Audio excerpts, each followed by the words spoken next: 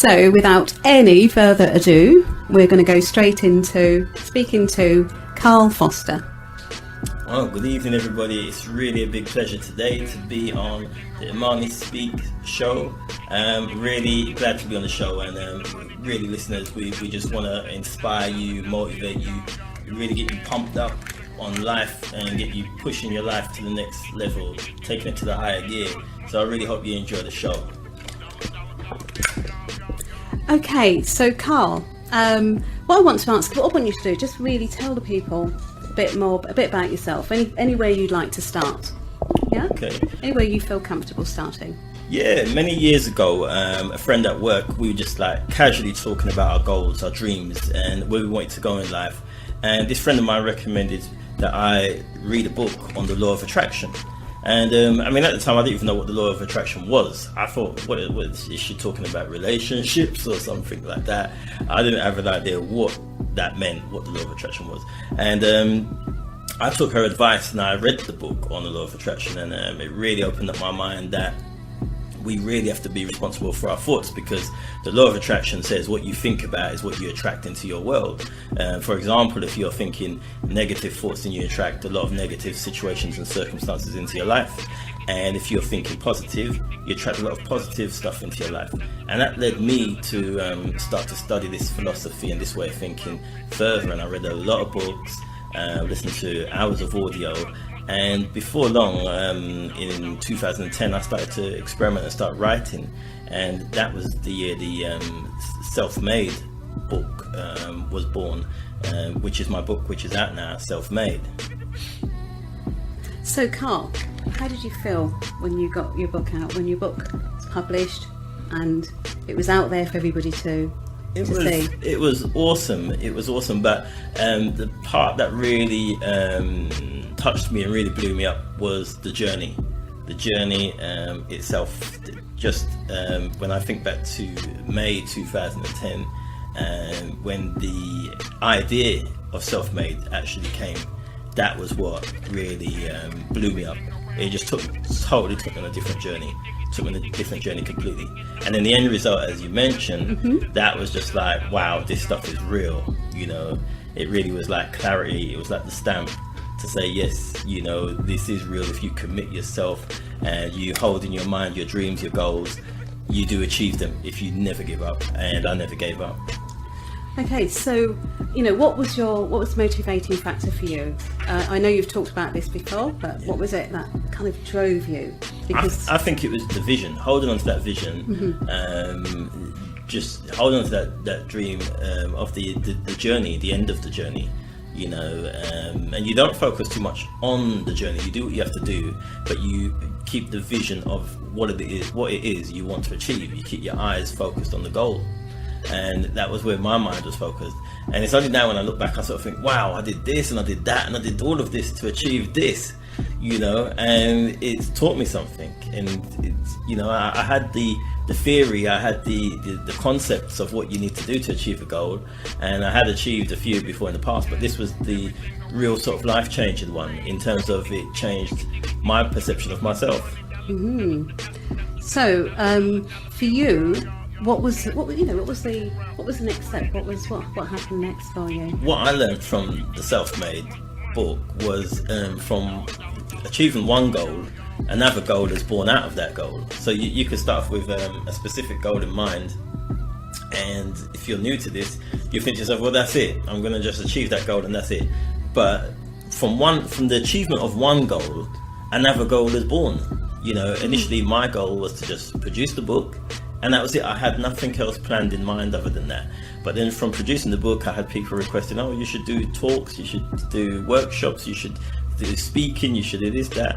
And I was like, wow. So then it just took me on a whole other level of, you're right now, you know, all these different goals started to born out of this one book. Can I interject there, Carl? What were you like before you started doing talks? Was that something that was in your normal range of... I was very shy, quiet, introvert at times. You know, somebody said to me, oh, you know, if I was at a wedding or at some sort of an event and somebody said, oh, do you want to go up and say a speech or something? I just said, no. I would be the last person to say anything, you know. And I totally wasn't a person who wanted to be under the spotlight. And when I, came on this journey with Self-Made, it made me grow and change and challenge those fears. And now I'm a person that doesn't really mind. I actually enjoy speaking in public now. It's really turned what was a weak point into becoming a strength. Fantastic. So that it changed you, it made you a different person. So you were getting closer to the real person that you were always meant to be. Yeah, I'm learning about myself, and I'm realising the person I thought I was, that wasn't really the person. And so that was your self-esteem changed, I would imagine. Yeah, is what you're, definitely.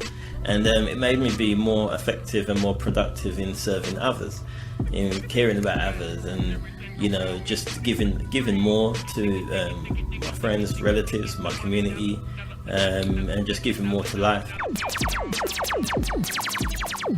So, Carl, the book Self-Made. Give us a breakdown, of it, and certain aspects of it that you feel people, need to, because we're giving the book away, and give them a sort of a marketing ploy of why they should read Self-Made, what it will do for them. Right, I'll talk a little bit about the book, and I'll also read a couple of pages from the book to give you a taster. But what I really want to say from the book, it speaks for itself. The subtitle of the book is Finding the Goodness and Greatness Within Yourself. And then the title, as you know, is Self-Made. And what does Self-Made mean? Self-Made is to create your own journey, is to be the director of your journey. You could have a lot of things going on in your life that isn't on par with where you want to be or where you want to go. You could have emotional hurt, emotional setbacks, all sorts of things, distractions. Those are just like the wind. That's just something that is blowing against you, buffeting against you, and you have to keep your eyes focused on that goalpost. And Self-Made, the meaning is to create the journey, is to create the life that you want to live. It could be anything. And then finding the goodness and greatness, that's finding that inner strength in you. To create the book, I had to overcome my weak points. I had to find something good within myself. I had to find that strength in myself that I didn't even know I had. And that's finding the goodness and greatness within you. And one thing I can say for sure, and I'll bet everything on it, every one of you listening has got greatness in you. Every one of you has got goodness and greatness within you. You may have not found it right now, but it is there. Your job in this life that you've been granted is to find it and to build a life that's really great, and to build a life that's really beautiful for you, for yourself, for your family, for the people around you. Because as you grow and as you improve and get better and better, that's going to affect the people around you in a very positive way, and you're going to be a better person for yourself and for them. So what I'm going to do, I'll read a little bit from the book, and just to give you like a taster. What part are you reading, Carl? I'm going to read the poem by Edgar Guest, It Couldn't Be Done. And that's really to get listeners to know that it can be done. And then I'm going to read the opening of the book, and hopefully later on in the show I've brought a poem here that I wrote a couple of years ago called Dreams, and it's really about getting people to realise their dreams and to find that inner strength. But first off, I will start with this poem that's in the book, and this is It Couldn't Be Done by Edgar Guest, and it's actually written in 1919. Wow. So this is going back some time. I don't think any of you were born at that time, but here we go. Somebody said that it couldn't be done, but he with a chuckle replied that maybe it couldn't, but he would be one. Who wouldn't say so till he tried? So he buckled right in with a trace of a grin on his face. If he worried, he hid it. He started to sing as he tackled the thing that couldn't be done, and he did it. Somebody scoffed, "Oh, you'll never do that. At least no one has ever done it." But he took off his coat and he took off his hat, and the first thing we knew, he'd begun it. With a lift of his chin and a bit of a grin, without any doubting or quit it, he started to sing as he tackled the thing that couldn't be done, and he did it. There are thousands to tell you it cannot be done. There are thousands to prophesy failure. There are thousands to point at you one by one the dangers that wait to assail you. But just buckle in with a trace of a grin. Just take off your coat and go do it. Just start to sing as you tackle the thing that couldn't be done, and you will do it. Wow. So listeners, keep on track, keep pushing towards that goal. I know sometimes you may feel tired, you may feel depressed, you may feel saddened, by things that are going on around you. Be unstoppable, become unstoppable. Don't allow those things to stop you. They may hurt you periodically from time to time, but you're bigger than that, and you're stronger than that, you're more resilient than that, and you will overcome it. Just keep pushing ahead, and those dreams are going to come true. That was a fantastic poem, Carl. I just love the way, it just tells you it can be done, and there's nothing that you can, you cannot achieve. Absolutely. Yeah. It sure can be done, and I know that from my own experience, for some listeners out there, or some people who may know of my work a bit more in depth, that as a child I was a kid who struggled with reading, writing, who struggled in school, and it was thought at that time that I wouldn't really achieve much in life, and I technically, in part, I had that belief myself. I did have to, every journey, every step was proof, was like, I'm going to prove that I can do this, I'm going to prove that I can do that, and I just kept on track with it. And I'm not going to say this to boast about my achievements, but I'm saying it in the sense where that listeners can understand they can achieve what they want to achieve. Absolutely. And I'm just using my journey as an example that even if you're born with an obstacle in front of you, it could be a learning issue, it could be some sort of disability. Even if you're born with those things, you can still achieve certain things. I mean, even if you think back to the Paralympics last year, and you saw people who had lost limbs and had some serious disabilities. Absolutely. And Goodness. They were more able-bodied than what we classify in society as able-bodied, and that's proof and testimony that the mind is so powerful that if a person really wants to achieve something big in life, nothing can stop them. We are unstoppable. We just have to have a bigger and stronger desire to win. Absolutely. So, Carl, what do you want to read? Did you want to read the next portion, or did you? I'll read the opening, and I'll give the listeners just a taste of what the book is really trying to say. So this is like the preface in the book, and this is on the page marked as Self-Made Explained. So thank you for that. What I'm going to say here is self-made. This book is about the challenges that one faces with oneself in order to achieve success in life. It's about overcoming the temptation to quit, the temptation to be sidetracked and discouraged by others, and about our inner demons which laugh at us and try to keep us stuck where we are. We may have the desire, we may have the dream, but do we have the willpower, the power and drive to win? So many big ideas today lay in the graveyard because the person who had them didn't stay on track for their implementation. They gave up at the slightest obstacle, and they listened to negative self-talk in their own mind. Their friends and relatives perhaps didn't support them. They got discouraged and forgot the vision that excited them in the first place. The true winners know better. To achieve your goals in life, you must be persistent and never quit. You must express drive and determination and a burning desire to succeed. You must have a powerful belief that you can win, and then surround yourself with like-minded people that will keep you on track. You can also ensure your success by unlocking the secrets to your subconscious mind, which will create a great life for you and the ones you care about. Your only challenge is you. This book will inspire you to take control over yourself and change your life for the better. This book is about remaking yourself so that you can be everything you should be. Now, let's begin. Okay, so that's a really good beginning, introduction, and definitely it's really showing what's to come, and you really just want to open it. People, you want to put, when you pick this book up, you want to keep turning the pages.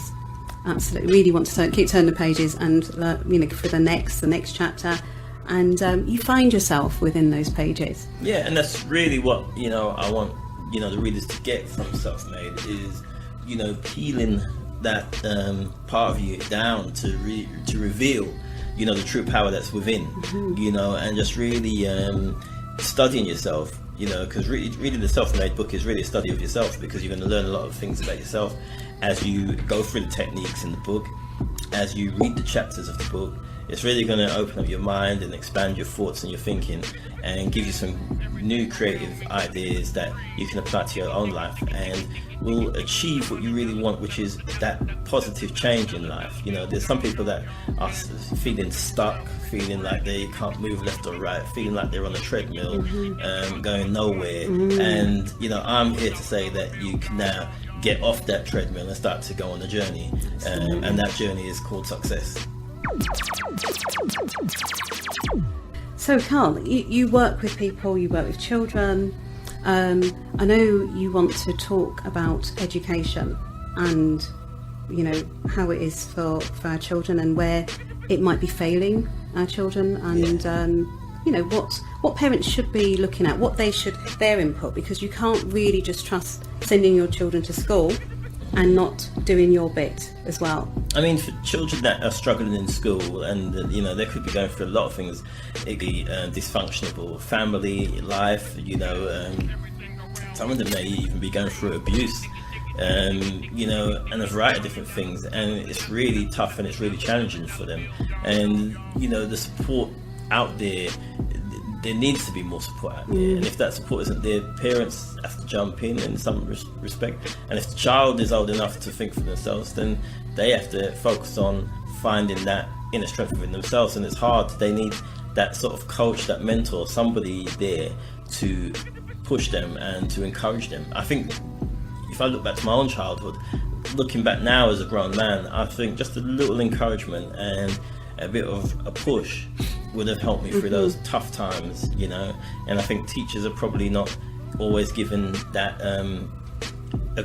education or made equipped to sort of give that little bit of a coaching or a bit of a mentoring for the kids. So you the know, ones Carl, that so I fall just want behind, to, that is fantastic there. I mean, it's about not just teaching the ABCs and the 1, 2, 3s. It's about, you know, the motivation and finding, and also, isn't it also about finding what gifts that particular child has? Because it's not all about you know, intellectual learning. Not, you know, that might not be the best way to start for that child. Exactly, I totally agree. You know, sometimes the focus is on reading, writing, and maths.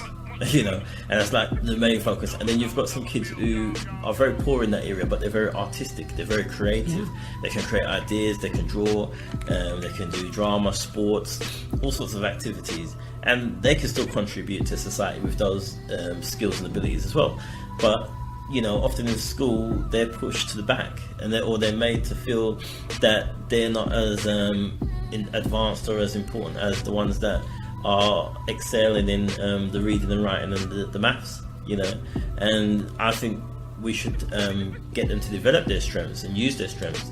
Absolutely. You know, and that's why I truly agree with finding the goodness and greatness within yourself. That is the key. That is finding what good skills and what greatness is within that child. And I know there's goodness and greatness with all kids, but we just have to, as parents, we just have to find it. As teachers, we just have to find it, bring it out of them, coach it out of them, you know, and boost their confidence. Even if they're struggling in certain areas, we still have to boost their confidence, make them feel good about themselves. As through them feeling good about themselves and feeling confident about themselves, that they're going to participate and keep trying until they grow and improve. And I've seen that happen with many kids, where a child would have been struggling for a while, and then suddenly as the child's growing older and maturer, you know, moving out from their toddler years into maybe the early teens, they're starting to progress, and you sort of think, oh, they don't struggle with that anymore, you know. And it's just through a little bit of a push and a bit of encouragement, and them just feeling a bit good about themselves and feeling better about themselves, that they find their way. You know, some of us struggle a little bit, but we just need that little push and we get through it. Absolutely. So there isn't one way to learn, is what you're saying. Absolutely. And parents are, you know, can be a big encourager. Parents can be definitely a big encouragement. You know, despite your child's struggles or your child's disabilities, boost them up, boost up their confidence, tell them how great they are, how brilliant they are, you know, compliment them. And, you know, those compliments aren't a passive thing or aren't something that's flippant to them. It's something that's really deep to them. You know, it's very tangible and very powerful to that young mind. when a parent believes in them, because if you believe in them, that that can only add to them believing in themselves.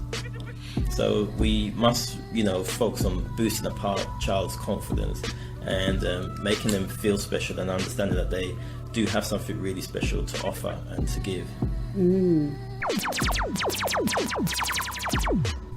So Carl, do you want to talk about anything that's going on for you right now that you'd like people to be involved in? The next stage for Self-Made now is really to take it on the stage, and it's to start to do more talks and events. A couple of weeks ago I was at a great event up in Liverpool Street in London, and the event was called To Inspire, and it was their first anniversary event.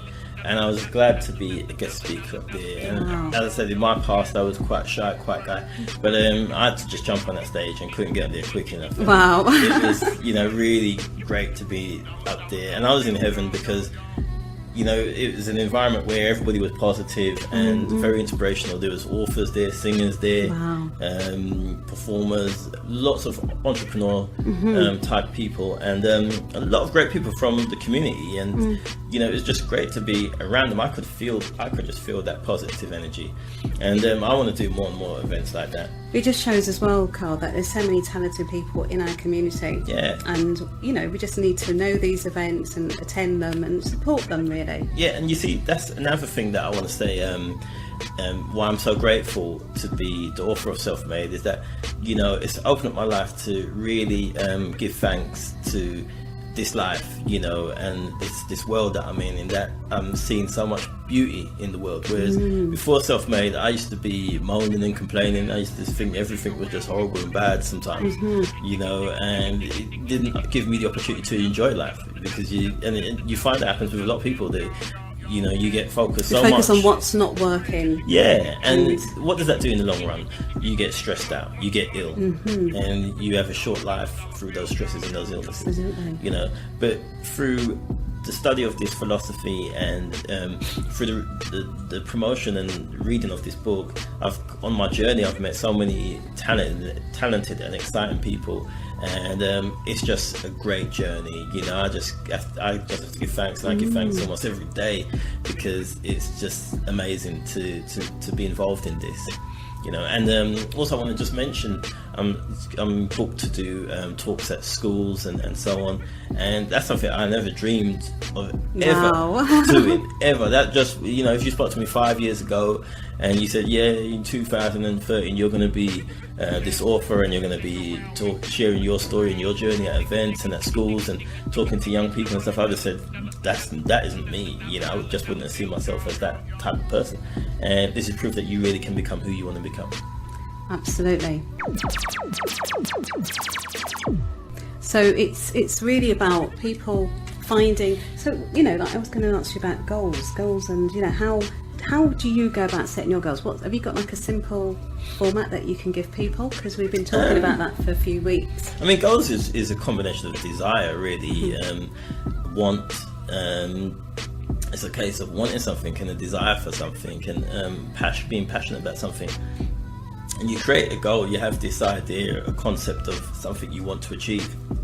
And most of us have that, and if it's a goal that's really valuable and really life-changing and quite big, most people tend to throw it out, because we look at where we are now. We think, oh no, I could never, achieve that because I'm here now. And we kind of look on ourselves like we're made out of stone, like we don't fluctuate, like we don't move, like we don't change, And to achieve the goal, you have to start to put into it.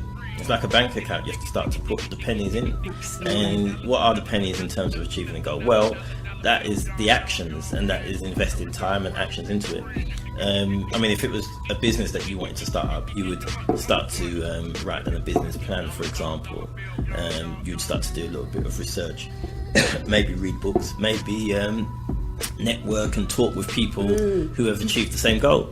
If it's a relationship, the same kind of thing. You may start to socialize, maybe start to meet people, whatever the goal, you have to start to put actions towards the goal, and eventually that goal will start to grow. I can't put a time limit on it. I mean, it could take 6 months, 6 weeks, could take a year, a couple of years. Depends what the goal is, depends on how committed you are, how big your desire is, how badly you want to achieve the goal.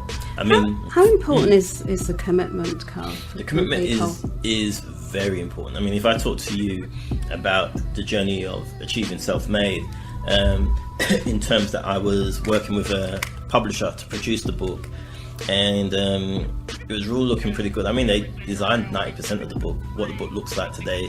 Me and that publisher, we worked on that and produced the book how it looks today, but they didn't complete the book, and they went bankrupt a couple of months before the book was due for its release. And in that moment, it was a crushed dream, on a conscious level for me. I was like, well, that's it, But then it's like my subconscious mind kicked in with all the positive thinking I was studying all them years. And I was like, no, action. And before long, I was emailing and phoning everybody and phoning this one and emailing that one. And just one day, just walking down the street, I got a phone call and somebody said, you're looking for a publisher, aren't you? And I was like, yeah, I still am. And they said, well, phone this particular person and, they might be able to help. And I was like, okay, I didn't really think much of it. And I made the phone call anyway. And we talked. They read the manuscript. And they liked what they read, and the rest is history. The book was produced, But that is an example of, the commitment I had. I stayed, even despite losing money and being told that the publisher was bankrupt. That's a so that was like an obstacle, and as well, people need to know that there's going to probably be some obstacles on the way. Absolutely. And I mean, I think some people, there may be a musician, there may be an actor, maybe an artist, could be anything, and a situation like that occurs, and some of them think, well, I put some money into this, and what happened now? The company's bankrupt. This is it. No, it's not it. You got to come, be like a lion and roar louder. Back. Yeah, and forceful. That's it. Yeah. And energized. I was stunned at that moment, knowing that they were bankrupt. But then something happened, and I just exploded and continued to really go for it. And by May 2012, last year, the book was published, and I was like, wow. Okay.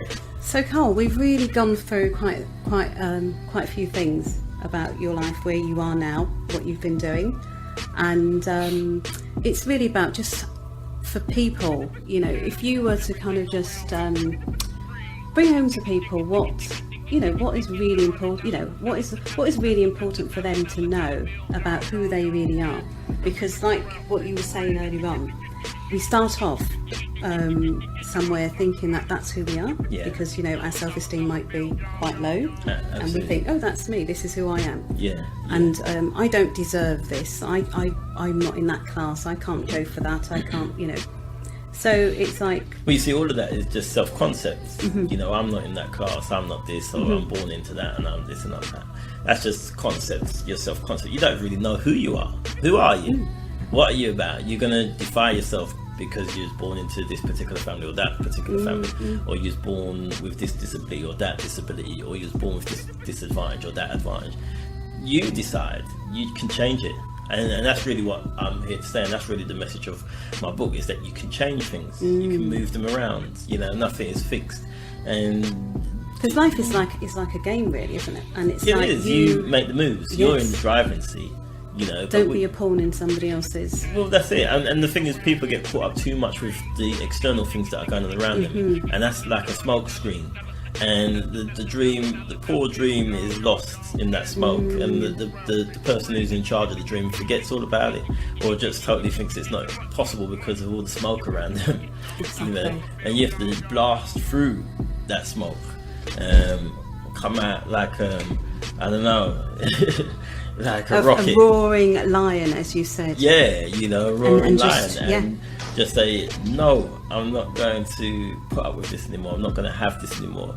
I'm going for what I really want. And, it's my life, and I've been given life, and this is my opportunity to go and live it as I want to live it and be happy, and I'm going to do it. And you just got to make a decision right now that you're going to live the life that you want to live. Yeah. And that is really all that really matters, because as I say, I've seen around me people who are unhappy, people who are depressed, and it's not a good sight. It's not a nice picture. It starts out with a bit of unhappiness, leads to depression, and then what do some of these people do? They turn to drugs, alcohol, and a variety of other things, and it makes the thing worse, So your happiness is part of your health. It's very important to be happy within yourself. And I'm not saying happy in terms of the comfort zone. I mean happy as in flourishing and moving towards your goals and constantly living this life that you've been given and making it really beautiful. Absolutely. And well said too.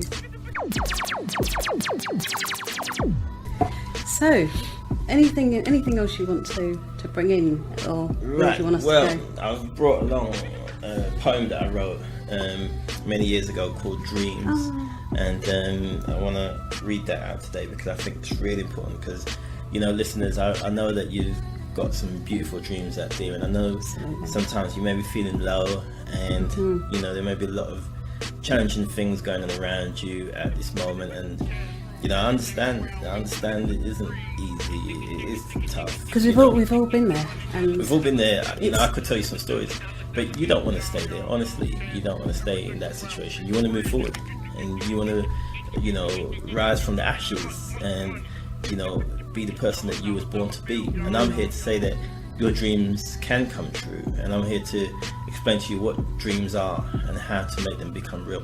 And I'm going to read my poem here called Dreams. And I hope this really fires you up and gets you to make it happen and take some actions today after listening to this show. So here we go. Dreams.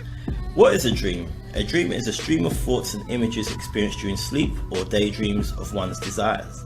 What are your dreams? What are your desires in life? Do you visualize a happy home, a carefree life, love, joy and happiness, a walk in the park, a dinner for two, a quiet drive down country lanes? Imagine happiness and bliss that's for you. You have the answers in you. You see, your dreams have power, the power from you.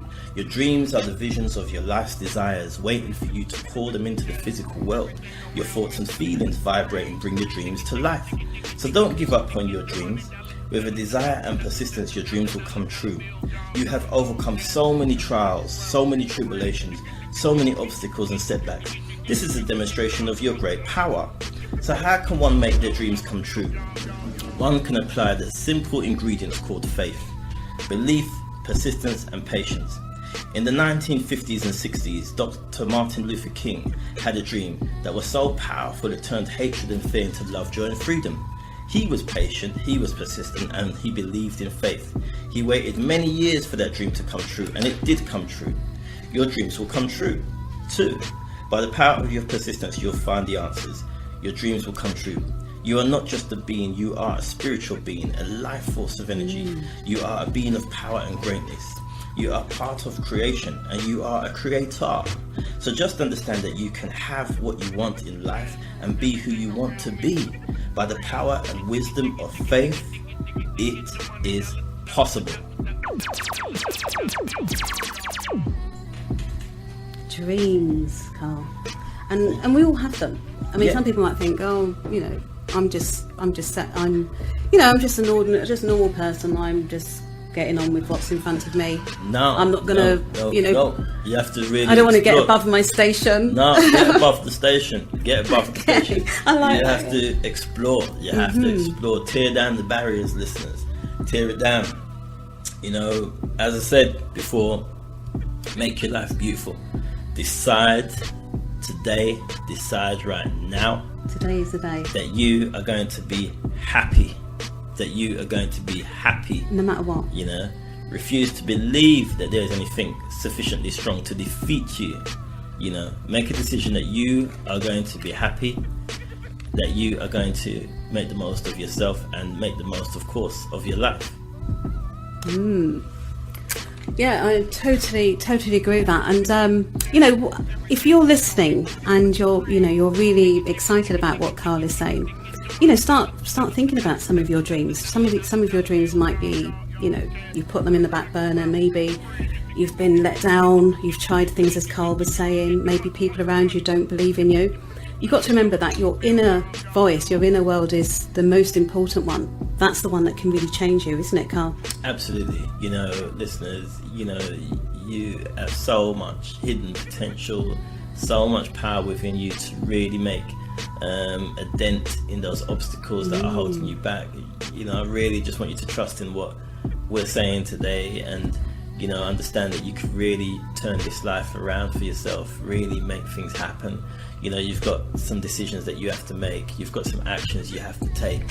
You know, go out there and prove to yourself, you know, make the most of yourself, make it happen. You know, this is your chance, this is your life, live it. You only have one. Exactly, absolutely. You know, we only have this life as we know it. We don't know what happens afterwards, you know, and while we're here, all I can say is make the most out of it. Really find out who you are. And that's the thing, isn't it? They say enlightenment is knowing who you are. Absolutely. We spend so much time getting to know other people, you know, like celebrities, and you know, what is a celebrities getting up to? You know, maybe, you know, gossiping about, you know, people down the road or at work or friends, but we don't spend enough time finding out who we are. Absolutely. And you know, I want to touch on Please do, you know, on that right now. In terms of my sister just mentioning about celebrities and so on. On the back of the book, I wrote, you create yourself, you destroy yourself, and you reinvent yourself. You are self-made. And many people have started to ask me, what does that mean? What do you mean by that, Carl, when you say that? And you know, what I mean is, you create yourself in that. If you look at those celebrities and many successful people in the media, they create that success. You read their history, their life story, their biography. They went through hell and back to become as big and as potent and as successful as they are. And then they destroy themselves. Suddenly you're hearing they're doing drugs, they're doing this, they're doing all these things to tear their kingdom down, you know, to tear their empire down that they spent 10, 20 years or however long they were trying to build it up. Do you know what I think? I feel possibly what happened is they stopped listening to that inner voice that got them there. Absolutely. They started listening to the external voices. Absolutely, and that's what I meant in that hook that I put on the book, in that you create yourself, you destroy yourself. And then I said also, you reinvent yourself. Now, most of them, or I don't even know if I could say most of them, but I'll say some of them. You know, you hear a story of they've come back. You know, yes, he or she was on drugs, or they just got out of jail, but they're back now. They've got a new this out and a new that out. They've reinvented themselves. You are self-made. And that's really what that part of the book means, in that you create yourself. And often when things get bad, we like to blame others, but really it's us. We destroy ourselves. It's always us, you really, know? isn't it? Yeah, and then we have to pick up the pieces and reinvent ourselves. And then we stand up tall and we are self-made. And that's what it means, listeners. You're in charge. You're in the driving seat of your life, you know. And it's really to get you to get fired up, to get you to be inspired, to get you to be motivated, to get you to really get this journey started and get things moving, you know. And that is really what it's about. It's your life, and you know, you really have so much inner potential in you. You've just got to really start to use it. Yeah, and for young people listening, say, I don't know, somebody in their teens or, you know, what have you, for them, you know, there's that, you know, needing to be part of a group, starting to find their little posse. Absolutely. And, you know, they've got mum and dad's voice in their ear, they've got the media out there, yeah, they've got the celebrities, they've got their friends. How do they find their own voice in all that madness that's going on? I know it is really tough for teenagers. It is tough for kids as a whole. I think the teenagers is the most challenging part. God. Because as you mentioned, they do want to fit into a group, and we all at that age want to fit into some sort of a group. But I think there's more than one group, and I think as an individual, and I think we must stand as individuals, even when we are teenagers, we must be the person who stands up and be counted and be the leader and be confident within ourselves, you know, and go on the journey that we want to go. If you find yourself just following, then that's a very dangerous position to be in. You know, I was a young man once, and I remember when I was young, I selected the group that was in line with me, with what I wanted to achieve, you know. And the friends that I would go to raves and clubs with, they were guys who were interested in being somebody, interested in doing something with their life, you know. And we'd go out to these dances, you know, and it was fun, you know. And you know, our goal back then was we want to have a girlfriend, we want to meet, you know, go to a club, have a nice dance with a pretty young girl, and go out with somebody nice and stuff like that. And there's nothing wrong with that, is there, Carl? No, it's okay. Typical sort of young man thinking. But even though we had that young side to us and that fun side to us, you know, those guys I was hanging out with, they were focused on their goals. They wanted to achieve great qualifications. They had ideas of what sort of job they wanted, what sort of career they wanted. And me, myself, I was the same. I at the time was focused on becoming a designer of clothing, a fashion designer. And I did achieve the goal. I went to college, and then at 26 years old, I had my own indoor market up in Peckham, so I achieved that goal. But you know, that's how it was. I selected a group that was in line with what I wanted to do. You know, I mean, I could have, you know, suppose I just followed any group that was around at the time, and they were getting in, and I was hanging out with kids, for example, who were getting into trouble, who were getting into gangs, fighting, this, that. It wouldn't work. You've got to select a group that is in line with what you want to achieve. You know, and I said that in the book. I said surround yourself with like-minded people that will keep you on track, and that was exactly, you know, an example of what I was talking about in the book. You surround yourself with people who are going places. You know, you don't surround yourself with people who just happen to be there and they're getting into this trouble and that trouble, and you know in your heart you don't want to get into trouble. You know, you find another group. Carl, what I'm going to say here as well, a lot of people, particularly young people, sometimes feel having, you know, being of colour, a person of colour, being black, they feel as though, you know, the police is on their case. They're actually looking out there for them, looking out there to kind of, you know, really sort of find a way to show that they're, you know, they're bad, they're not good, they shouldn't be on the road, what have you. And it causes maybe some young people to feel, well, you know, what can I do? I'm just out there, and you know, I'm being picked on or stopped or what have you. I wouldn't, you know, advise them to try and prove them right. You know, I would say, you know, don't allow anything or anyone. So try even harder. Make sure, push harder, push stronger, and achieve your goal. Pull through. You know, I've heard of these sort of things before. I mean, to be honest, I haven't experienced too much of it myself. But you know, I've heard people in our community say what they've been through, and I've seen stories on the news about this, and you know, it's not nice. Obviously, it's not nice. And you know, we all remember what happened with Stephen Lawrence back in 1993. Absolutely. You know, and we know these situations are out there, but we have to pull stronger and pull harder and really try and make the most of ourselves. Don't be defeated. Don't be weak. Be strong. And hold tight to your dreams, and just keep pushing through. Make a decision that you're going to achieve the success that you want and deserve. It's your born you decide right. what you deserve. You decide. Don't let no one else tell you. That's it. Don't allow nobody to turn you into something you don't want to be.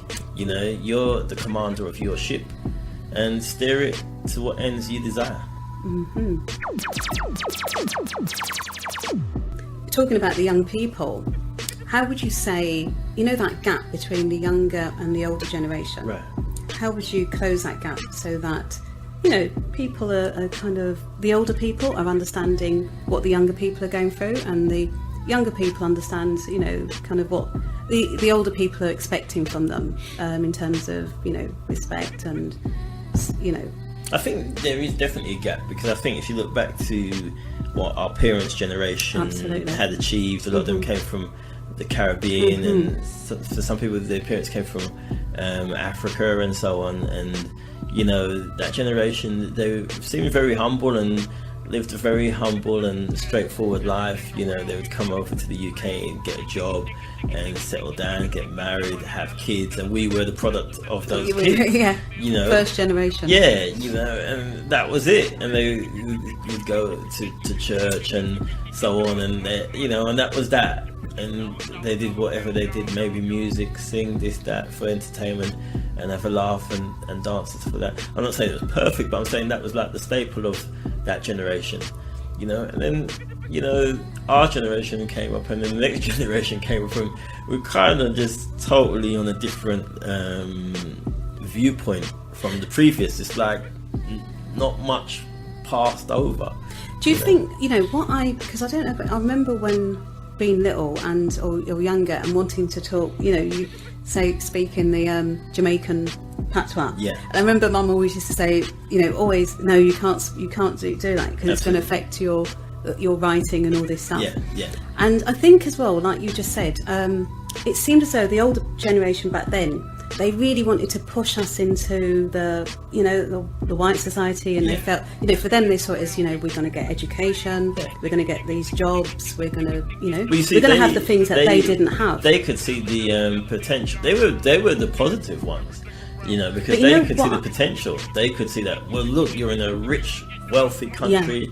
There's all this opportunity. We never had this opportunity when we was your age, and you know, that was their mentality. But we couldn't see that, and that's why you find, like, you get people, you see many times, you get people who come from a complete different country, and they prosper so well. Why? Because they have a goal.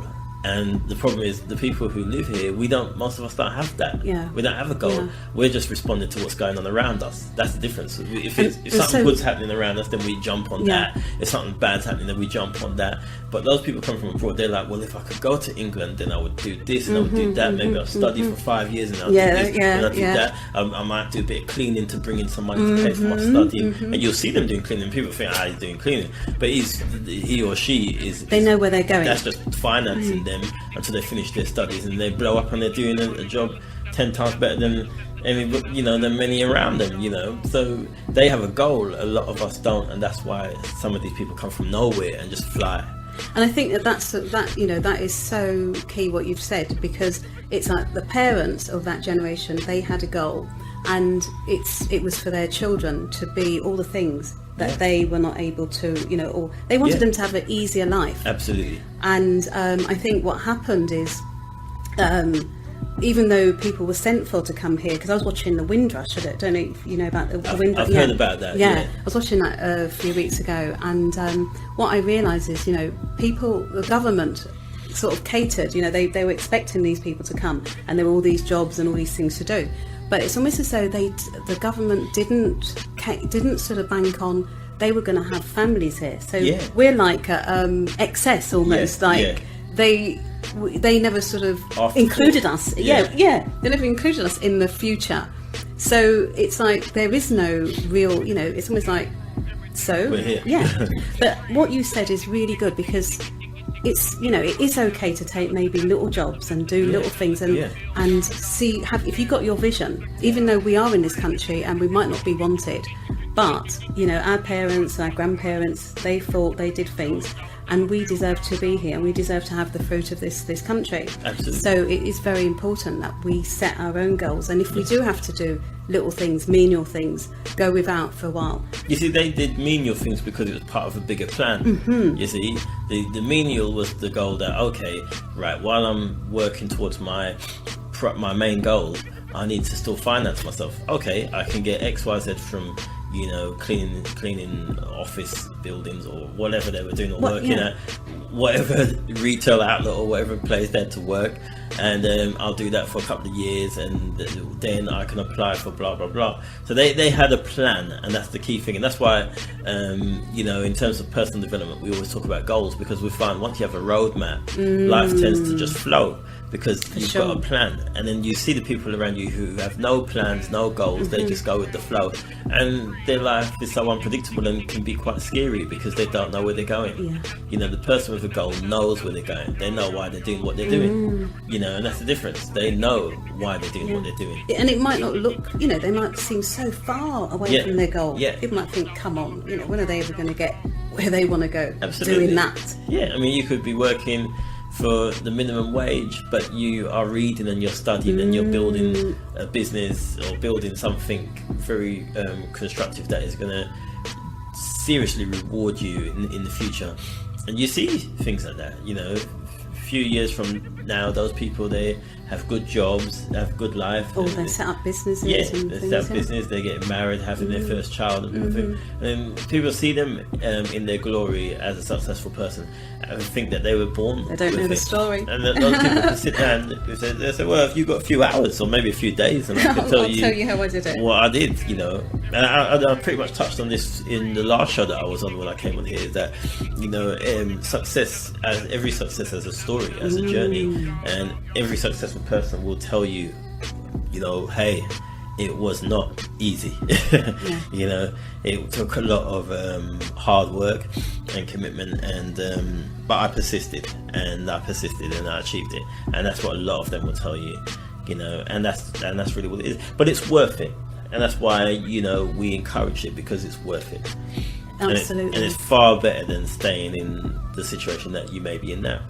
And being at somebody else's mercy, you know, Exactly. having your goals and knowing where you want to go. Yeah. You're in the driving seat. Yeah, it's about being in the driving seat of your life and not being, you know, in the back seat there. If somebody you know, oh my God, is this where we've arrived? You do you know what I mean? Because that could be. This is not what I was expecting. Yeah. Exactly. You could be living somebody else's nightmare, and it's really not a good situation to be in. And I've been there, so I know that it isn't the right way to go. You know, it is a nice feeling when you start to. I can say for myself, you know, it is a nice feeling when I look back now and I sort of look back on my sheet of paper, my list of goals, and I can sort of look and say, yes, I did that. Oh yeah, I did that last week. Wow, I did that. And I know that I'm in control of my life, because all the things I'm saying I'm going to do, I'm actually doing them. And, you know, I hear people sometimes say, oh, I want to do this, I want to do that, I want to do this, I'm going to do this, I'm going to do that, and they're not doing none of it, you know, because they don't really in their heart believe they can do it. They're so focused on where they are right now that they think it's impossible to get to the next stage and move over there. They feel they have to stay here. And I totally know different from my own experience.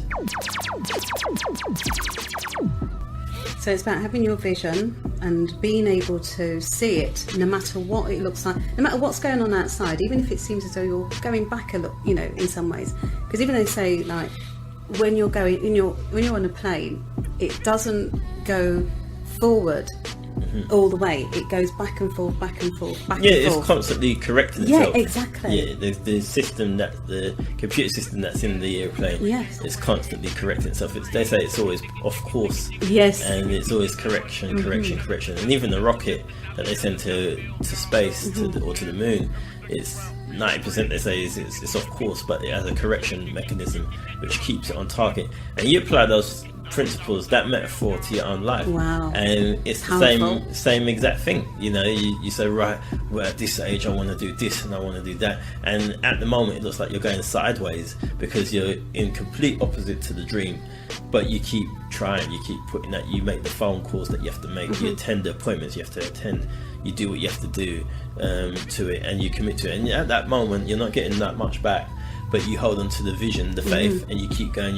and over time you're looking back and you're thinking, wow, I'm actually living the dream. You don't, sometimes it hits you in the face, you don't even realize you've arrived, you know, until at this moment, then you realize I made it, you know. And that's the thing as well, you know, with what you've done, you've written Self-Made, and it's out there, you've been promoting it and it's doing really well, but you already set up a new goal. Yeah, and you know, that's what I find so amazing now. You know, sometimes I take great pleasure just even looking back at the past, and sort of because now I can sort of tie that in with the future, with the present, you know, and partially the future.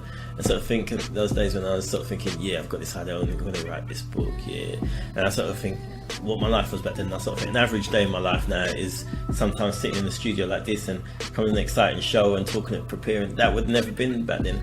Or getting some pictures taken to promote something, or, you know, going to an event, to an exciting event. And these events were in nice surroundings, nice places, and you get to meet lots of exciting people. So I love what I'm doing, you know. It's really added that spark to my life, which was okay but very bland a few years ago, and it's really given me a chance to grow and come out.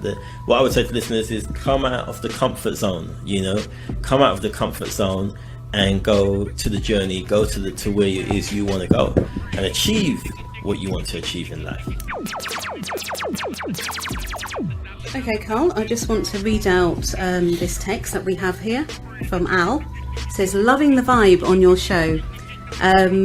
Great show, Imani, and your guest is excellent too. Keep up the good work. I have to say thank you, and I want to say thanks to all of our listeners, for enjoying the show and taking the time to listen to the show. Really what I want to see or hear, and what I want is for you to just really get up and make that first move towards your goals, and really start to make this life of yours, just fire it up, make it something special. So listeners, go out there, create those goals and make things happen. We talked a little bit beforehand and you wanted to kind of go into some other areas.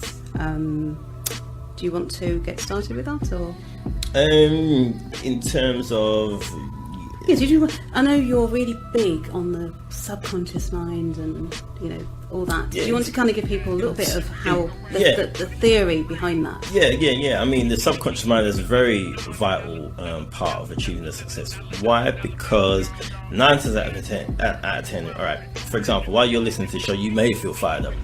When the show ends, you may think, all right, I'll get the TV remote and put a cup of coffee on or tea, and that's it. And that's the comfort zone. That could be a habit that you have usually doing at this time of evening. Now, what we talk about in terms of the subconscious mind is overriding the habit and getting you to change course and to start to put into the direction that you want to go. So you may have an idea, you may have a goal, but it may be your habit to stay in the comfort zone, to not pursue that goal, to do anything different or unique, and you stay in that comfort zone. So the subconscious mind is programmed to operate like that. The subconscious mind responds to to habits. It's like a habit thermostat. It's constantly getting you to tap into the same behavior pattern, the same routine. It loves routine, and you feel good doing the same routine, and the moment you have to disrupt that routine, you feel uncomfortable. But that's actually growth, that's actually expansion. The things that you are doing that can be uncomfortable are sometimes the things that will reward you the most, because you'll grow to overcome them. You have to grow. So if we had an example, like say big one for people, I love eating certain foods. A lot of people, they will say they want to lose weight. They'll say, I don't like the weight that I am, I'm too overweight. Or they may say, I want to give up smoking, things like that. Smoking could be one of the toughest ones. But they will say that, but they don't put in the actions, and they could lose the weight. They know how to lose the weight, but they can't get themselves to do a different habit. Their habit they let the habit control them. Their habit is to eat that particular type of food. Their habit is to eat at a certain time. Their habit is to not even eat because they're hungry, but to eat for pleasure. There's some people who do the comfort eating, which is most likely the worst, because usually there's something else going on behind there. It could be unhappiness, could be depression, and then to feel good, to feel that pleasure, a nice chocolate bar or a slice of gatto cake. But too often they're eating that sort of food, and more often at the wrong time.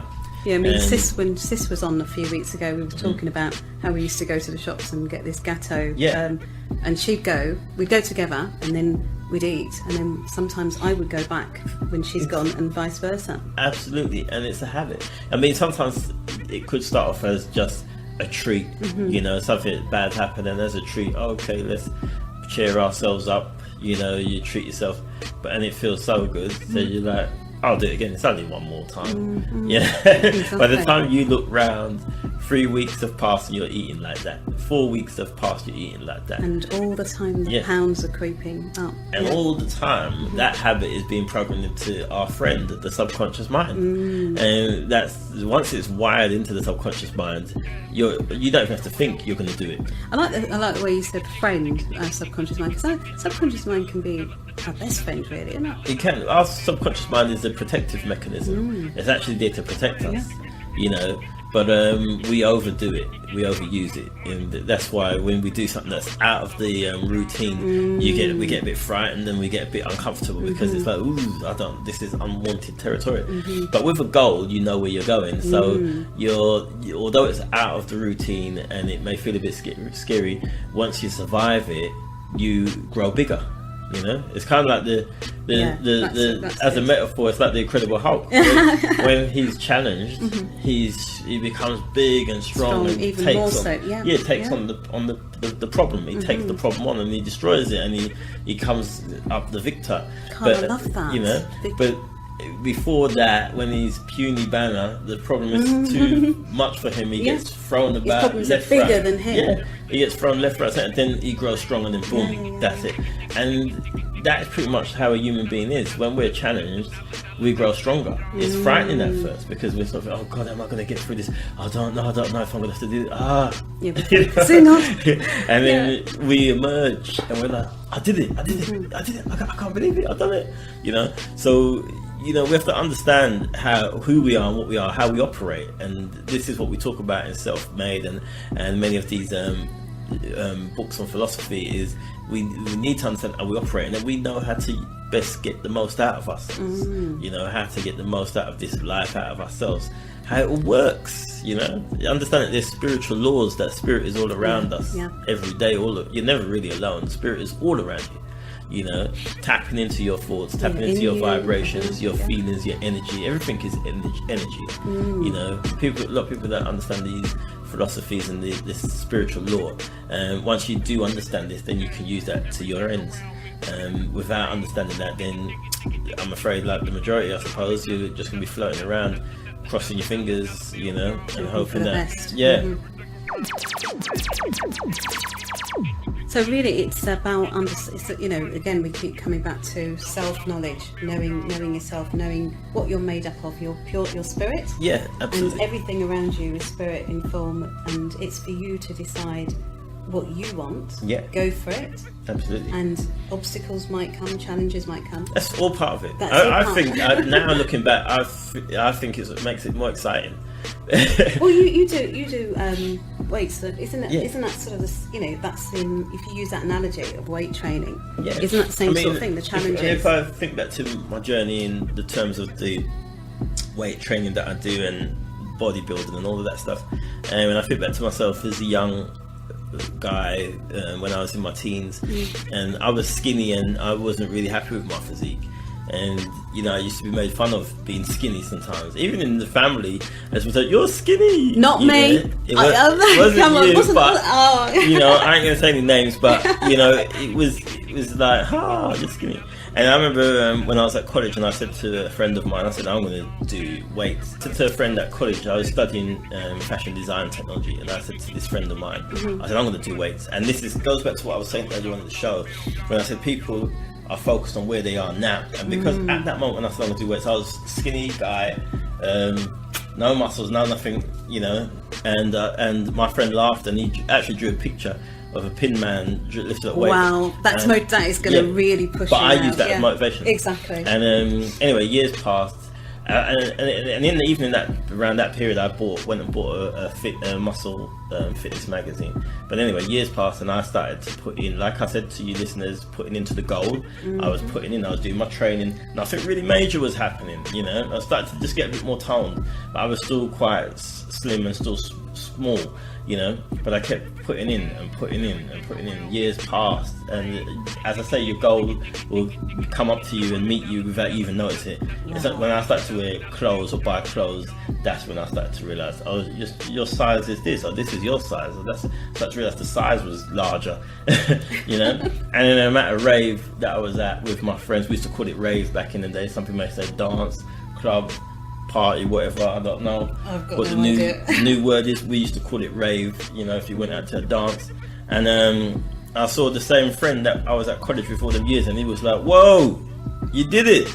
I said, yeah, I did it. Thanks, right. yeah, thanks to his little stick man that he And drew. But yeah. he couldn't say nothing else, you know. He couldn't say nothing else. And to this day, I still lift weights, you know. And I truly believe, you know, you develop your mind, your body, your whole being. Yeah, and all the great philosophers say that you shouldn't really neglect one particular part, because you could be spiritually rich, but you may neglect the physical part. You'll pay a price there. And you could be physically rich but spiritually weak, and you lose out somewhere there. So you really need to put into developing the whole complete you. You know, Absolutely. so because it's all going to affect the part of your life, and you see that. You see some people who are very spiritual, but they're always unwell, always have illnesses, always have sicknesses, and you sort of think, "Gosh, they're spiritual," but you know, they're not well all the time, or they're frail. You know, it doesn't have to be that. That is, that's not. That shouldn't be the No, case. it shouldn't be that case. So put into your physical well-being, your health and well-being, what you eat. You know, exercise regular. If you don't like the gym, that's fine. Not everybody. It's not for everybody. Some people do, some people don't. But even a nice walk in the park every now and then, and Walking is very good, you know, just some sort of activity, or if you like dancing, or if you like football or sports, or you know, you like to ride your choose push your bike. thing. Yeah. Choose your thing. That gives move, you that piece of activity. And what I do also, you know, I talk about developing the spiritual and the physical.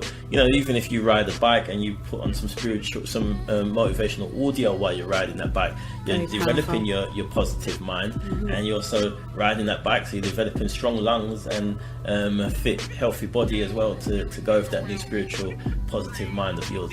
So there's so many things, listeners, you can do out there to make your life happier and better, and give yourself that moment sometimes during the week or in the day where you can just meditate and start to really just release any stress or any pressure that's on you, you know. And don't take any artificial substances to try and make you feel good. Just use your mind to just focus on a better life, a better thing. And you know, over time, if you keep doing that, things are going to turn around for you. You know, I really believe that, you know, you all out there have it in you to really produce and create some beautiful things. I believe in you. I know you can do it. Wow. Now, the thing is, you got to start to believe in yourself. So, you know, you're talking about health, and you know, again, in our community, that's something. So, you know, really, it's about moving and not being scared to move, and not getting caught up in feeling down about things and just Absolutely. you know, getting stuck there, because that's what can happen sometimes. Don't let nothing and don't let nobody, you know, get you down. You know, you be in charge of your happiness. You know, choose to be happy, choose to be, you know, joyful, and don't allow bitterness in your mind. Don't allow jealousy in your mind. Don't allow hatred in your mind. You know, They're very destructive, aren't they? Those are horrible. Those emotions. Horrible emotions. Don't allow none of that. Don't allow none of that into your mind. Think positive. Think love. Think peace. Think joy. Even when it gets really tough. Even when it gets really hard, and you just don't even know how you're gonna get through it. Still think love, still think peace, still think joy. Don't allow envy. Don't envy nobody, because you can have whatever you want. Yeah, if you can have whatever you want, or more than the person that you might be envying. Exactly. So you're actually giving your What energy you away. do, you use that situation of that successful person to let you know it's possible for you. Yes. Because if it's possible for them, it's possible for you. And that's how you have to see it, and that's how it is. Definitely. So positive emotions, you know, Absolutely. allow yourself to dwell in. That's where you should live, really. That's it. You know. Carl, I just want to. We've got some people here, Okay. some names. Sure. Big them up, and they're listening to you, and obviously loving what you have to say. Makeda Love, big up to you. Majana Williams, Errol Mack, Paul Baines, and Iron Lion. Big up to all you people, and all you people are going to be added to the list with Al. Wow. For the competition. I just want to say, wow, you know, I So really, thank you. really want to say a big thank you to all the listeners. You know, it's just, you know, this is for you. This is really about your journey. This is your time. you know, this is what this show is about. It's about you making that move now to make things really happen. You know, you could be studying, you could be doing whatever you are working towards. You know, I know you can achieve it. I know you can make it through, and you just got to hold on to that dream, hold on to that vision. It is coming. It's going to happen. Yes, and it can happen for every single one of you, each and every one, isn't it, Carl? It's not like there's only enough for these people over here. Absolutely. And everyone's goal's different. Like you said, you know, some people it might be about, you know, the physique. Some people it might be about building a business that, you know. Yeah, it could be anything. You're the creator. You're in charge of your ship, your journey. You're the driving force. So you decide on what it is that you want to achieve, you know, and just keep that positive energy of flowing through you. As I said before, you know, keep your heart, your mind, your soul filled with love, joy, respect for others, respect for yourself. You know, keep that in you. You know, try and smile. You know, don't allow nobody to make you frown. You know, enjoy your life, make your life something special, and go out there and make these goals happen. You know. It's your time. You're here for a reason. You're not here for no reason. You're here for a reason and a purpose, and your job is to find that purpose. Yeah, I like that. It's our job. It's we've come here to find ourselves. Carl, I know at some point you were doing a lot. People were asking a lot of questions on relationships, and I don't know. Do you want to go there? Yeah, because that's another area in a personal development format. Because some people might want to kind of, you know. Yeah, I think, you know, people as human beings, we all have that built in us, that desire for love, that desire to connect with others. You know, it's like even what I've read about in the past. You know, you don't really enjoy anything in life unless you share it, and I wrote that in the self-made book, in the love and relationships chapter, which is in the book. And the funny thing is, when I originally wrote self-made, it didn't have anything on love and relationships. I mean, I'd wrote articles about love and relationships. There's a famous poem that I didn't bring with me today, which I wish I had brought. What's the name of it? Called the Butterfly Love Poem, and that is about love. And it was through doing these casual poems on Facebook back in 2011 that I realised, the people want to read about love, because the philosophers that I had studied, they never wrote about love. They wrote mainly, their concept was about money. It was about, and there's nothing wrong with that, because you have to pay the bills. Money is fine. But it was about earning money and becoming millionaires and things like that. And that was what a lot of the philosophers were writing about. And you know, I kind of touched on that in Self-Made, but I wanted to talk about developing the whole thing, you know, and you can apply the principles to money if it's money you want, you can apply it to love if it's love you want, you can apply it, everything is from a goal, concept, as in starting an idea and then putting in. But the point I want to make is, the concept was that we all get pleasure from sharing. You know, it's like if you know, you could have a beautiful life, you could have everything material that you wanted in that life, but you have nobody to share it with. It's all there for you. You have your own maid, your own butler, you have everything, but it's just you. Not very exciting. No, you go to meetings, you go to functions, you go to business gatherings, and it's just you. It's only professional people you have around you. Gosh, you know, with all of that, it's no fun. You know, the pleasure that you get is sharing it with somebody, that love of your life, that special person. And how do you attract that into your life? You got to be thinking love. You got to be feeling love. You got to be letting off that energy of love. You know, I think the most attractive people are sometimes is the people with that confidence. And I don't mean arrogance, but I mean people who have that self-love, but they have so much to give as well. You know, it's not me, but they're happy with who they are. They could be short, tall, fat, thin, slim, whatever race, whatever creed, colour, but they're content with, this is who I am. I'm happy within myself. You know, Carl, I like the fact you said self-love, because you can't really have a very powerful relationship unless you're you comfortable love with yourself. Yeah. You have to. That's where it starts. Self-made, self-love. You know, you have to have that self-love. You know, you have to feel comfortable within yourself, and people jump on that. People love that. They're like, wow, gosh, she's really happy within herself, or he's really happy. And you see some of these people, they have some imperfections, and people think, but they've got like major imperfections. They may have major imperfections, but they're a love magnet. You know, everybody wants to be with them because they love themselves, but they also love other people too. Yeah. It's not a selfish love, but it's I'm comfortable with myself. This is me, you know. And they admire other people as well. They could look at somebody else and say, "Yeah, this person is great," you know, and they're still comfortable with themselves. So basically, they've got enough to feed themselves and to feed other people. Yeah. Where most of the time they're not really put themselves in the equation. You see, that's the thing. They don't put themselves in the equation. Whereas a lot of us, we try to compare and compete with others. And then that's where bitterness starts to stem, because we don't realise we're not the same as others. We're unique individual. We're unique human beings. No human being is made the same as the other. We're all unique. We all have something different to add to the table. And we're all here to serve each other.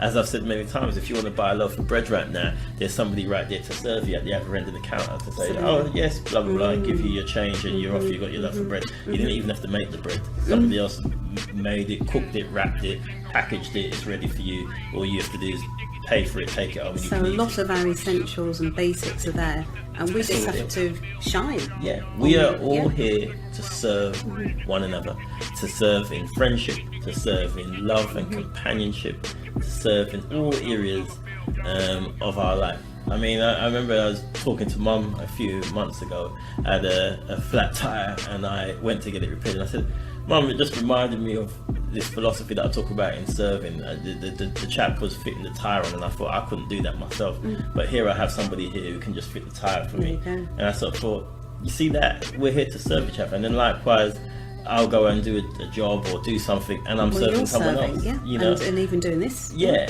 and I sort of thought, this is what it's about. And human beings get this so twisted. We think everyone's taking up the space.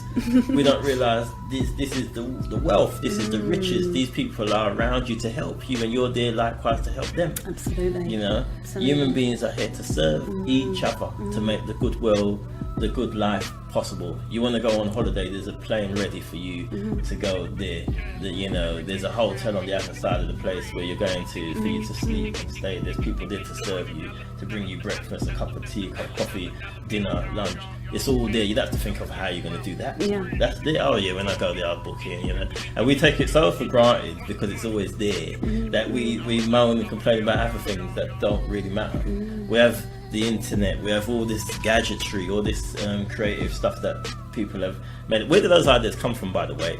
They came from someone's desire. Somebody thought, gosh, what it would mean if I could just, you know, type on a little something and send it halfway around the world. And at that moment people probably thought, that's impossible. They did say that, you know, and today we do that all the time. We never think about it. We're like so blasé about it. Yeah, it's like no big deal now, isn't it? Yeah, but back to love. Love is something you gotta feel, you gotta let that off, and then you gotta attract it back into your life. And I think once you are at one with yourself, I think that's the journey that's the exercise, that's the thing for listeners, is to learn to love themselves and to be happy with themselves and stop complaining about themselves. Learn to accept yourself, you know, because if you can't accept yourself, how are you going to expect somebody out there to accept you? You know, you got to accept yourself. You got to love yourself, and you've got to teach people how to treat you. Yeah, you got to treat also that, and also you got to respect yourself, but also you have to respect other people as well.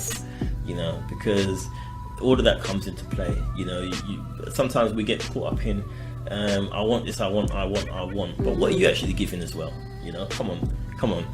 You know, let's be real now. What are you adding to the table? What are you going to give? Come to the table looking to give, not looking to what am I going to get out of this. What are you going to give? Because in life you only get what you put out. You know, so if you're putting out rubbish, you may be getting rubbish back. But now if you're putting out something really good, some good warm energy out there, then I'm sure you're going to attract some warm energy back. You know, for sure. So you know, that's another thing, you got to look at what you're putting out, because it's the boomerang effect, I'm afraid. What you put out, that flies right back at you. Flies right back at you. Oh my god. So you know, that's a vital thing. But you want love, put love out there, and I'm sure you'll get love back. So it's really about looking at what you're getting and realising, you know, maybe if I do so, keep changing, being like a scientist. Absolutely. You know, keep experimenting. Change your approach. Sometimes it's the approach that's incorrect. You know, I've heard stories about people, they come on too strong, and they frighten the other person off, Go they away. change their approach. A successful person is somebody who can accept delay in their glory. They can delay the glory and put in the work, and then get the glory later on, which is the love and happiness they deserve. You know, a person who usually fails is somebody who wants the glory without putting in. They want all the fruits right now. They ain't even planted the seed yet. You know, so you got to put in the work first, and then you get to enjoy the harvest. Harvest for real. So, Carl, that's the version of love, the romantic love. What about the parent and child love? That's a very important love. Yeah, I think that's very important because, you know, sometimes us parents, we don't appreciate that we have this beautiful child before us, you know, and it's more like, oh God, you know. And I think that's sad, you know. We should be able to. You see harassed mums in the shopping mall, angry mums, grabbing the arm and going. You know, and I just really enjoy being a dad. I totally love it. It's big. So I only have my one child, and I'm totally happy and really I have to give thanks. You know, it's just something I'm really proud of, to be a father. And it took me a long time in some cases to be a father, because a lot of my friends had their kids in their, some had them in their teens, some had them in their 20s. I was about 31, 32 when my daughter was born. And you know, I'm really proud to be a father, and I don't see it as any sort of burden or problem at all. I kind of feel sorry for guys who miss out on that opportunity, you know, for whatever reason. I think you have to play a part in some shape or form, you know, no matter what the situation is with the child's mum, or, you know, you have to somehow play a part in it. And I just think it's a vital thing, and I think children need fathers. And I think in our community, I know I used to hear a lot about absent fathers. I don't hear too much about it now, but I know it is probably still out there, you know, and I know it is still out there, to be honest, right? But we have to try to fix that, you know. We have to try to put into that and make that change, make the father emerge, make that be a very important part of the community and of our culture, because that could be part of the problem. It will strengthen the culture, isn't it? And it could be a reason why we have some of the issues that we do have in our culture and our community, is the lack of the father, the lack of that positive real male role model in our children's lives, and the mother struggling and doing everything. I've seen too many of those images of this young mother carrying the whole house, you know, on her back, literally, and the man isn't there, and it's not nice. That, you know, it's not a nice thing, really, because as the men. And how do you think that impacts the children? I mean, it definitely affects. It definitely impacts the children.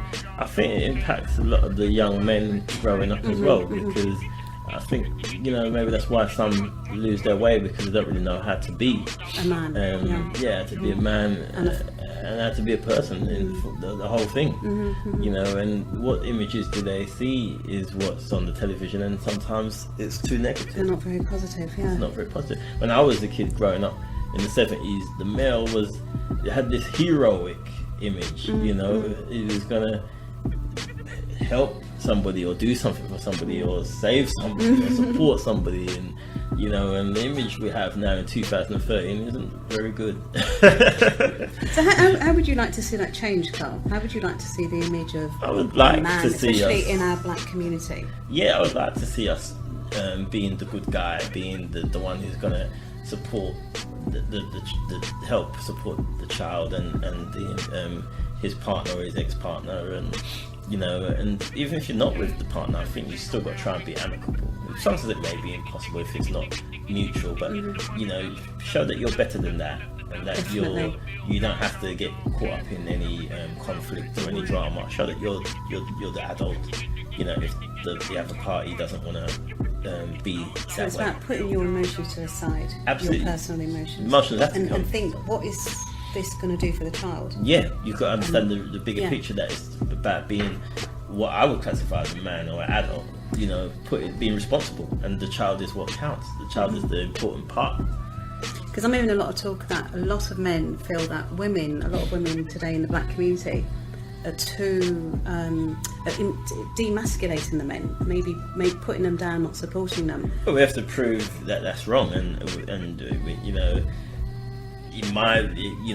from my philosophy, in regards to self-made, it's really not really caring too much about what people say about you or think of you. It's really about what you think of yourself, and you know, showing, as I say, we are more than capable. We are more than capable. We don't need to wait for what government's going to come into power. We don't need to wait for this, it has no or wait effect. for that. Yeah, That's just always there. From when I was a child, from when I was a kid, from when I was a young man, I always used to hear about recessions and hear about this and hear about high unemployment and God knows what. It's always there. I always heard about a whole load of bunch of negative things.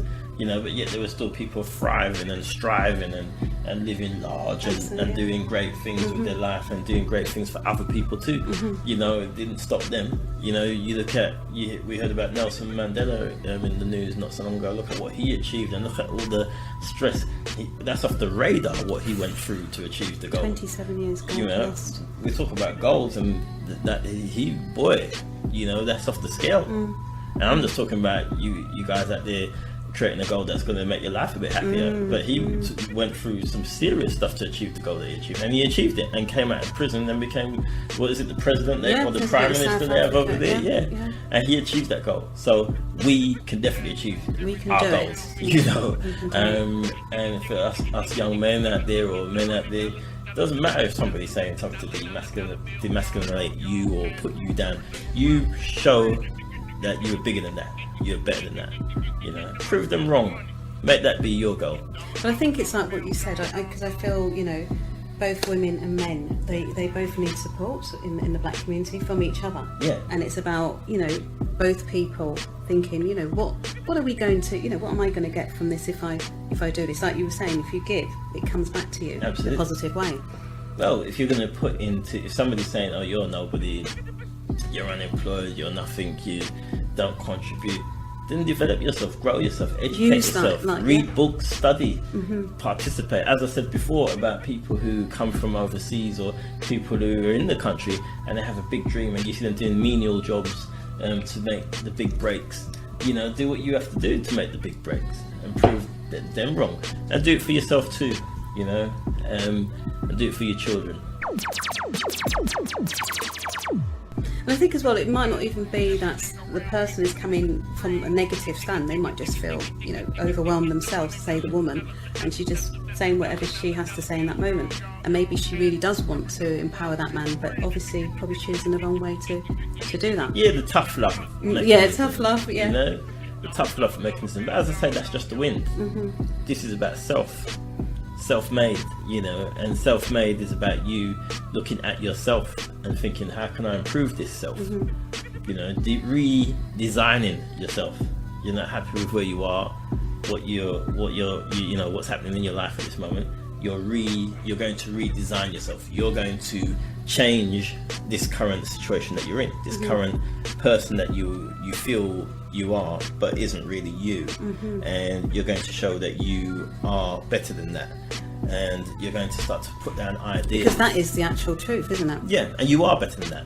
You're just not using it. That's the key thing. You've got greatness within you, and gosh, you know, when you actually start to apply that greatness into your life, you're really going to surprise yourself. And people are going to start to look at you different, and people are going to start to give you the respect that you deserve to get. So trust me, guys, go out there and do your thing. You know, become the person you was born to be. Yes, I like that. So good, Carl. Thank you. So, to conclude with everything that we've touched on, personal development, we've touched on subconscious mind, which is also part of that. We've looked at relationships, family, and also, actually, family. What would you say about people in their families empowering each other? Because that's a very important thing as well. I totally agree with that. You know, I mean, that's the ultimate. Imagine lots of strong families. And that goes back to the concept of what I was saying before about surrounding yourself with like-minded people. Imagine being in a family where you have a mum and dad which is saying, you can do it. Yeah. You know, and that being in the community, that type of family, that would be great. That a lot of people would start to fly up and really have, you know, a powerful life and a successful life and really go where they want to go. But yeah, family definitely is supportive. We all have to support each other. You know, no man is an island, as they say. And you know, even as I say on my journey, but you attract that support. You know, if I think of my journey, I didn't really even go out looking for it. I just did what I had to do as far as I could do at my end. You can only go so far with what you can physically do yourself, and I found the support was attracted to me. I'd go to events and I'd meet people at these events, and sometimes I didn't even particularly want to go to the event, but sometimes people say, hey, there's this event, it sounds like your thing. That's when it's usually the best. Yeah. I remember you said to me to go to this coaching event. Oh yeah. Yeah, and then another friend at work said, oh, you got to go on this coaching event. And I realised it was the same event. And this was back in like February or something, 2011. I was like, what's this coaching event got to do with me and self-made? I'm writing a book called Self-Made. What's coaching got to do with that? I realised I'm so new to all of this stuff. I didn't really recognise the tie-in. But people around watching and reading the articles and reading the concepts from Self-Made was realising, yeah, that's that. What that people are saying NLP. I was like, what's NLP? I don't even know what that is. Very powerful. I was NLP. more deep on philosophy, and that was my terminology was philosophy. This is philosophy. I weren't thinking of words like coaching, mentoring, NLP. Those were that was the public jumping in on the self-made stuff, and then I was like, but I started to wake up. And I thought, oh, okay. You wake up really quick as well. Yeah, and I went to the event that you mentioned and that this friend at work mentioned, and went on my journey at the event.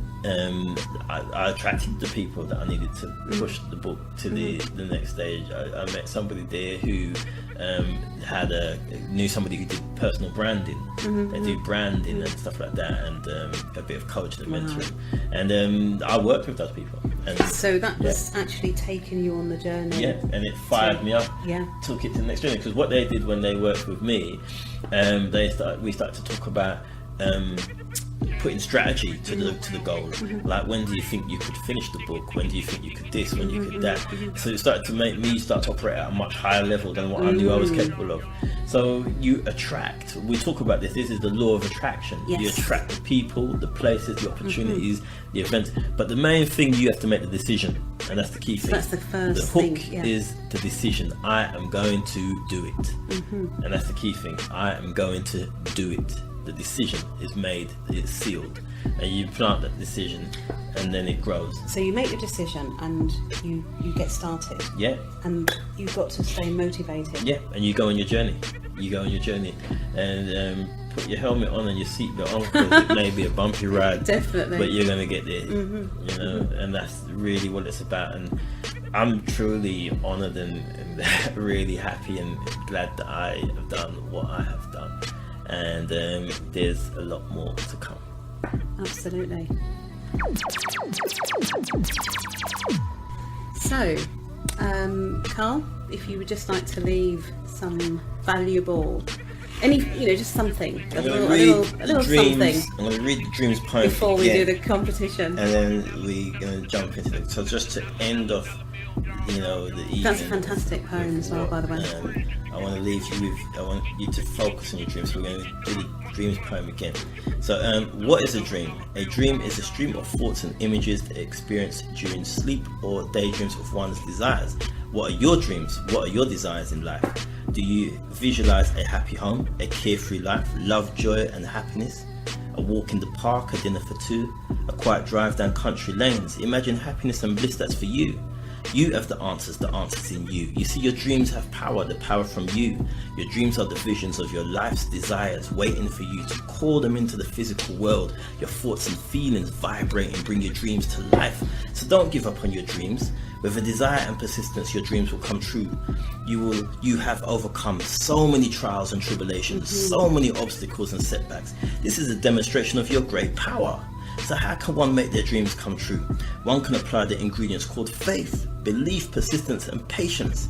In the 1950s and 60s, Dr. Martin Luther King had a dream that was so powerful it turned hatred and fear into love, joy and freedom. He was patient, he was persistent, and he believed in faith. He waited many years for that dream to come true, and it did come true. Your dreams will come true too. By the power of your persistence, you will find the answers. Your dreams will come true. You are not just a being, you are a spiritual being, a life force of energy. You are a being of power and greatness. You are a part of creation and you are a creator. So just understand that you can have what you want in life and be who you want to be. By the power of wisdom and faith, it is possible. Yes. Fantastic poem. Fantastic poem. Love it. Thank you, listeners. I really just, as I say, want you to go out there and just do it. Come on, it's time. Go for it. It doesn't matter what age you are, doesn't matter what sex you are. You could be whatever you are, you're alive. That's the main thing that matters. You're here. You're still in the game. Once you're breathing. You're here, you're breathing, you're conscious. Mm-hmm. Use that powerful mind of yours in a positive way. Mm-hmm. Let the love flow and let things happen. Because you are pure love. That's who you really are.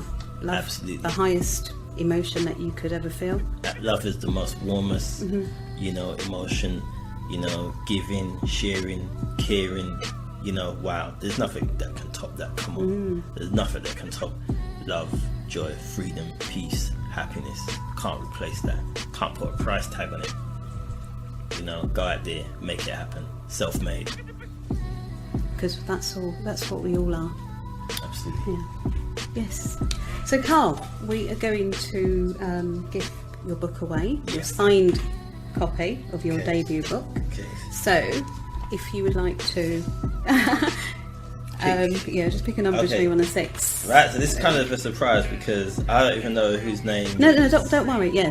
Okay. Yeah. No, this is the good part. Oh yeah, that's true. I don't want to know. Yeah, that's true. He doesn't know. All I know is I have a number from 1 to 6 to say who is going to be receiving a signed copy of Self-Made. Right. 1 to 6. Wow. Wow. 1 to 6. 1 to 6. I don't know, We would have had some music. I would say some technical problems here. 2004 was a good year. So I think I'm going to have to go with number 4. Wow. And the winner is.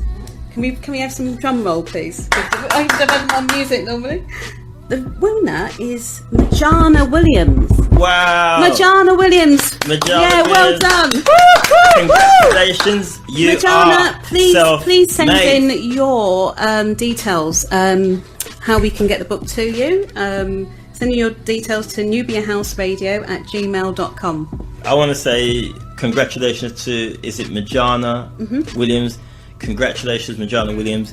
Welcome to Self-Made. Now, we're going to fire you up and get this journey of yours really moving forward. Amazing, welcome to Self-Made. Congratulations. I wish you truly all the best. I can tell you it's a real page turner, so you will not want to put it down, Majana. So, again, fantastic. Congratulations. And I just want to say that, I'm so proud to have had my brother on the show, my little brother on the show. So proud of him. So proud of what he's doing, so proud that he loves his community and he's out there week after week, talking to people, going out to the schools. I'm really happy to be here, and I just want to say, weekend ago actually, on Saturday, I had the opportunity of attending the London Mayor's mentoring program in Hackney, and it was beautiful. The whole day was beautiful because I attended the Hackney Mayor's mentoring program, and then after that I attended the To Inspire event to do a talk. So the whole day was marvelous, and it was really great to see what they're doing with their plans for mentoring our young people. And it's really great ideas, and I'm glad to be taking part in that. So that's something I'll be working on and getting involved in the coming weeks and months, and look forward to it. So you'll let us know the details, and absolutely. Yeah. So absolutely. And I'll let people know about that. Yeah. But yeah, as I was saying, just glad to have you here, and just as a big sister, watching you grow up, and obviously I saw you from birth to where you are now. Yeah. And I must say, as a young man, I know, young man.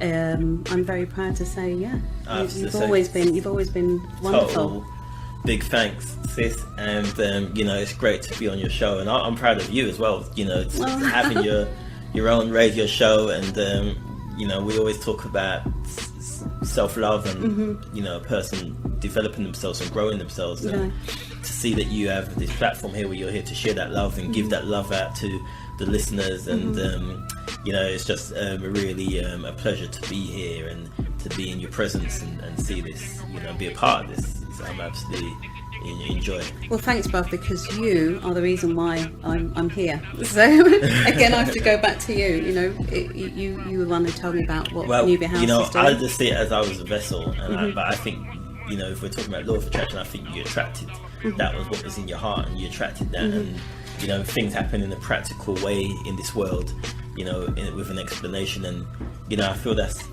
you know, this is all part of your journey. It was all part of the plan. Oh, right. Marjana's, you know, who's just won the book, she says give thanks and great show and very enlightening. Oh, thanks. So, many thanks so much for that. You know, and as I say, just to recap, I wish you the best and congratulations on winning your copy of Self Made. Welcome.